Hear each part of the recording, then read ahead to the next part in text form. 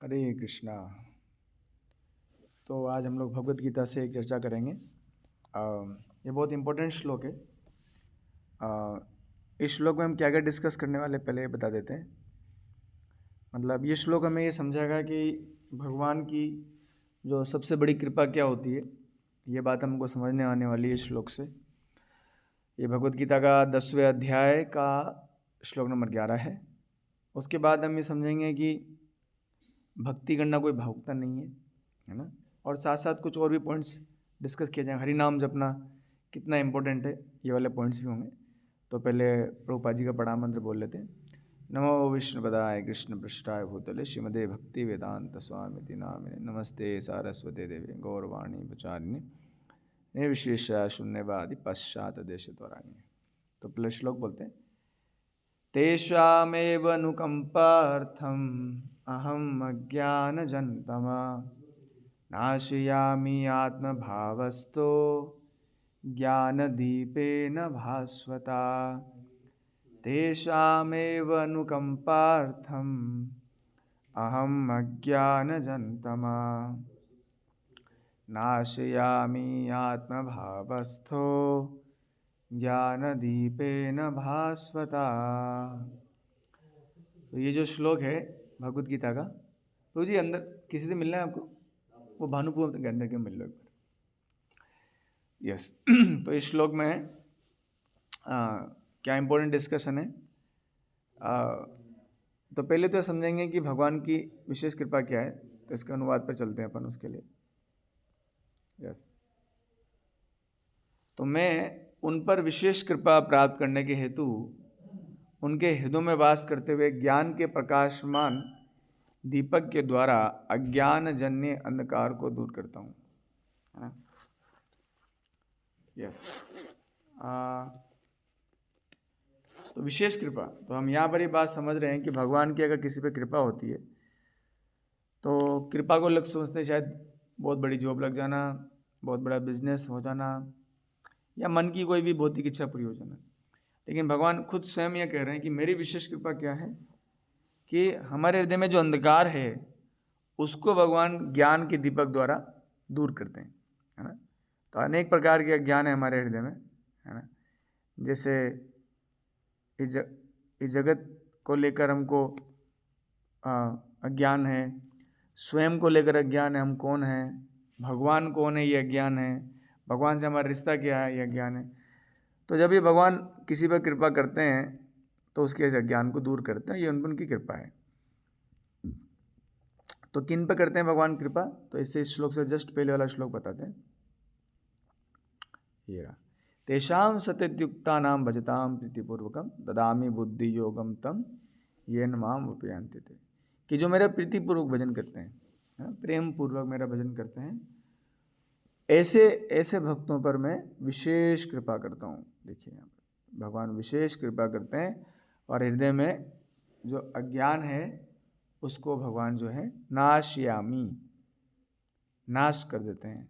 आत्मभावस्थः, आत्मभावस्था मतलब ये देखिए आत्मभावस्था उनके हृदय में स्थित रहकर ज्ञान दीपेन भास्वता, ज्ञान का दीपक जला देते हैं। ऐसा तो भगवान के हाथ में ज्ञान का दीपक कई बार बुझा भी देते हैं भगवान, है ना। जब हम जीवों के प्रति अपराध करते हैं, भगवान के भक्तजनों के प्रति अपराध करते हैं, तो दीपक भगवान बुझा भी देते हैं। तो इसके तात्पर्य में जाते हैं। यस।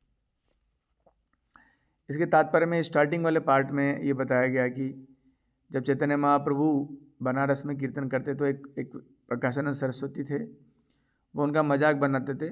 लेकिन बाद में चैतन्य महाप्रभु की भक्ति से वो स्वयं भी भक्त बन गए और उनके 10,000 शिष्य भी भक्त बन गए, है ना। दूसरा पैराग्राफ में ये बताया गया कि कुछ लोग कहते हैं कि शुद्ध ज्ञान सिर्फ अध्ययन से प्राप्त होगा या फिर विवेकवान होकर होगा, लेकिन इस श्लोक में इस बात का खंडन किया गया है। उसमें स्पष्ट रूप से बताया गया है कि भक्ति करने से भगवान हृदय में ज्ञान प्रकट करते हैं, है ना। भक्ति करने से, है ना, प्रीतिपूर्वक भजन करने से, है ना। तो ये बात भी खंडन हो गया कि पढ़े लिखे लोग ही भक्ति कर सकते हैं, अनपढ़ नहीं कर सकते। ये दूसरे पैराग्राफ में बताया गया, है ना। तीसरे पैराग्राफ में बताया गया कि, क्योंकि हम डायरेक्ट चौथा पैराग्राफ रीडिंग करेंगे, तीसरे पैराग्राफ में बताया गया कि मात्र चिंतन से भगवान को नहीं समझ सकते, है ना। भगवान को समझा जा सकता है उनकी सेवा करके, है ना। श्रवणम कीर्तनम अर्चनम, ऐसा, है ना। अब सीधा हम लोग चलते हैं इस वाले पैराग्राफ पर जो हमें पढ़ना है। करोड़ों जन्मों के भौतिक संसर्ग के कलमश के कारण मनुष्य का हृदय भौतिकता के मल से आच्छादित हो जाता है, किंतु जब मनुष्य भक्ति में लगता है और निरंतर हरे कृष्ण का जप करता है तो ये मल तुरंत दूर हो जाता है और उसे शुद्ध ज्ञान प्राप्त होता है ना। तो यहाँ समझ सकते हैं कि हम हरे कृष्ण महामंत्र का जप करना कितना अधिक जरूरी है ना। करना ही चाहिए वो जी, नहीं तो जैसे बता रहे हैं भौतिकता का मल, है ना, तो जब तक आत्मा इस भौतिकता से ढकी रहेगी तब तक खुश नहीं रह सकती ना, क्योंकि आत्मा परम पवित्र है ना। तो भगवान का नाम का जप करने से ये मल जो है तुरंत दूर हो जाता है और उसे शुद्ध ज्ञान प्राप्त होता है।